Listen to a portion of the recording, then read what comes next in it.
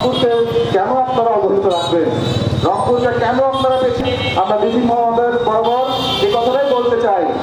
অনেক কাজে লাগবে এবং আগামী যে সংগ্রাম এখানকার ব্যবসা এবং শিল্পে লক্ষ্য করেছি যে এক প্রকার একটা বিমাতা সুলভ আচরণ।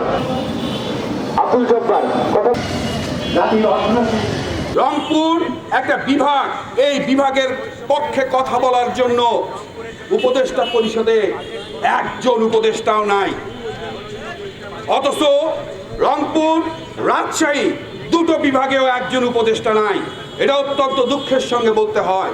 তাহলে আমরা কি আবারও আগামী জাতীয় বাজেটে রংপুরের পক্ষে কথা বলার যেহেতু কেউ নেই, এই রংপুরের মানুষ বিগত সময়ে যে বৈষম্যের শিকার ছিল, একই বৈষম্যের রূপ আমরা আগামীতে দেখতে পাচ্ছি কিনা এটা আমাদের শঙ্কা জাগে।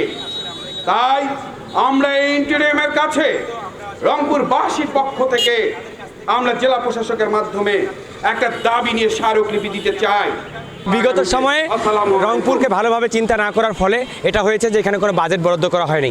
আমরা চাচ্ছি যে এইগুলো হচ্ছে আমাদের প্রধানতম দাবি এবং সেই দাবিগুলো নিয়ে আমরা এখানে সম্মানিত জেলা প্রশাসকের মাধ্যমে আমরা জাতীয় প্রধান উপদেষ্টা বরাবর আমরা স্মারকলিপি প্রদান করব, যেখানে আমরা বলছি রংপুরে কৃষিভিত্তিক শিল্প লাগবে, এখানকার বিজ্ঞান ও প্রযুক্তি বিশ্ববিদ্যালয় লাগবে, প্রকৌশল বিশ্ববিদ্যালয় লাগবে, এছাড়াও এখানকার বীজ ও হিমাগার অর্থাৎ এখানকার আলু বীজ সংরক্ষণের ব্যাপারেও উদ্যোগ নিতে হবে।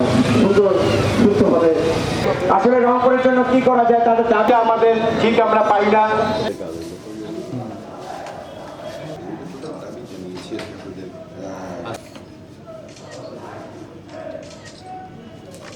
Thank you, sir.